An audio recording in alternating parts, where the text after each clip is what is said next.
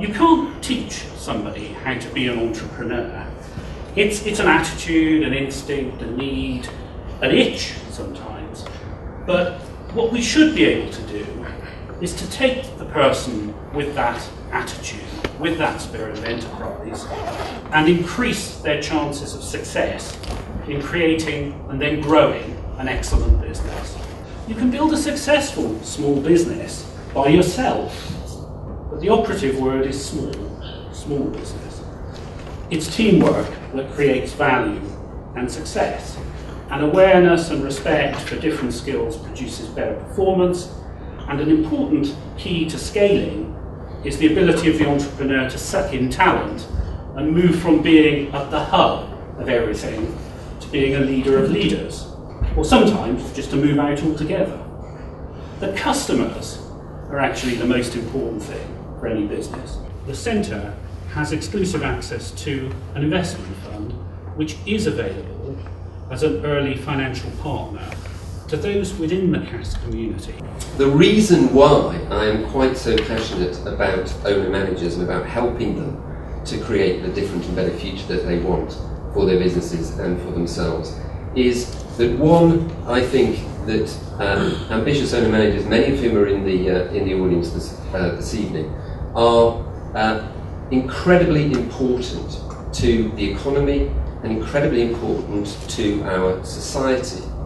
I also believe that they are the unsung heroes of our economy and our society, because it is through their inventiveness and their vision, through their strength and their courage, through their gritty determination and their fierce resolve, sometimes standing alone against all the odds, they create great businesses, they create jobs which give incomes to other people and provide lifestyles for families.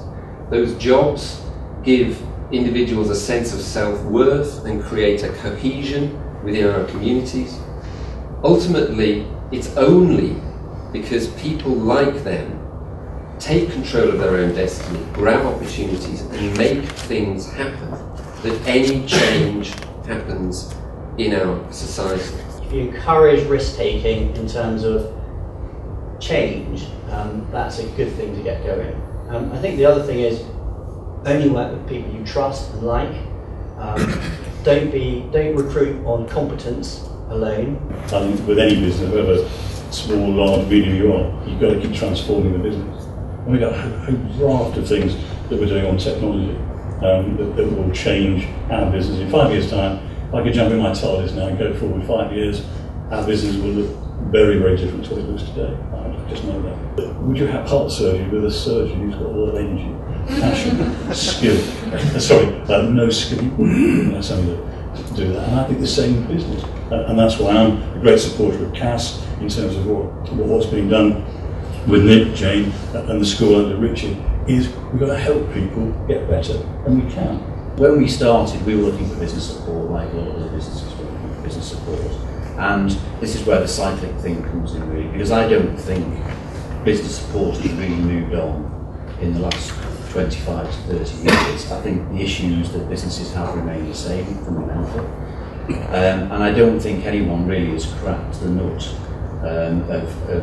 of what is right for every business. And the reason is there's 4.5 million small businesses out there, okay, 3.5 million of them might be self-employed, but they all have needs, but they all have individual needs. So I suppose the point I'm trying to make is, although there's been this cyclic issue of business support coming round and round again, and I think it's fairly easy to recognise which they are. It's the regulation issue, it's the late payment issue, more increasingly obviously it's the access to finance issue, but I think it's fair to say that's been there for many, many years. And if you look back to the Thatcher government and Heseltine's DTI, you know, that was the first government really to start interventions into the small business sector. People need help in accessing markets. That is absolutely now the top priority.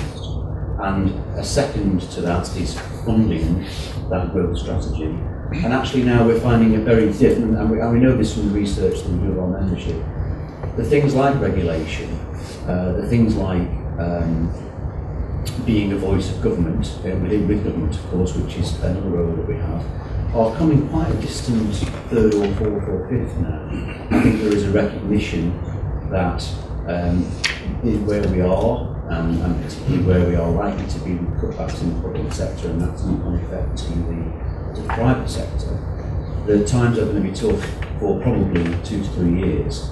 And so the big issues are, how do I continue to stay still, primarily, grow, rather than going back, and eventually perhaps ending up going out of business.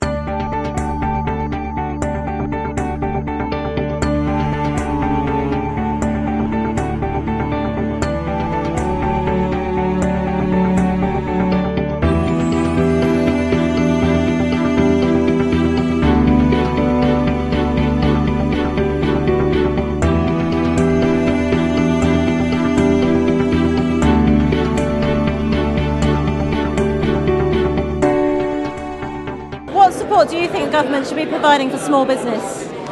I think on the long term, it's the economic reassurance. As we've heard today, the biggest problem for companies is trying to get more sales and also get money in.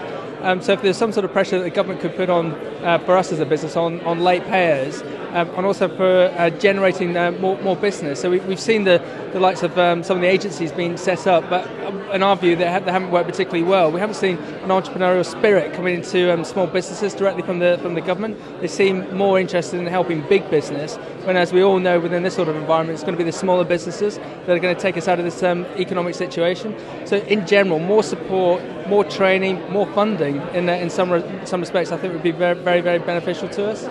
Great, and what was the key insight that you took out from the discussion tonight? 2 elements really. It's all about people, and it's all about sales. You've got to employ the best possible people to take your businesses further forward, and you've got to get the sales, you've got to get the business. If you don't get the business in, if you don't have the right people to mother that business, to process that business, you won't have a business. But if you do have those 2 key elements, you've got the potential to have a fantastic business. Key insight tonight for me was more of a reminder, I think, that you need to aim big and high and not get complacent and stuck in the business, which I think we have, my business partner and I have lately, and it's good to be reminded. Haven't been to a session like this for a while, so it's really good just to get a refresher on that. Things aren't always as bad as what the press will put it, and I think that entrepreneurs need to be a little bit more positive and reach a little bit higher than what they think they should be in the tree at the moment. Small businesses need to be clearer about setting up their business plans so they are properly so people can lend properly on them. Banks need to now be consistent with what they're actually offering, and they're not at the moment. Secondly, there needs to be a lot more support for education, development and encouragement of the people behind the small businesses. How inspiring successful entrepreneurs are. Those 2 guys, in very different ways, were inspiring. And what was lovely, they had a great sense of humour, very self-deprecating. They had very clear visions, and you got that, really big goals. And it was about, I was there, I wanted to be there, so I went from there to there. If you're prepared to be bold, prepared to be creative, prepared to treat people in terms of customers, suppliers and staff well, and doing that in creative ways, that there's still real possibilities to grow businesses.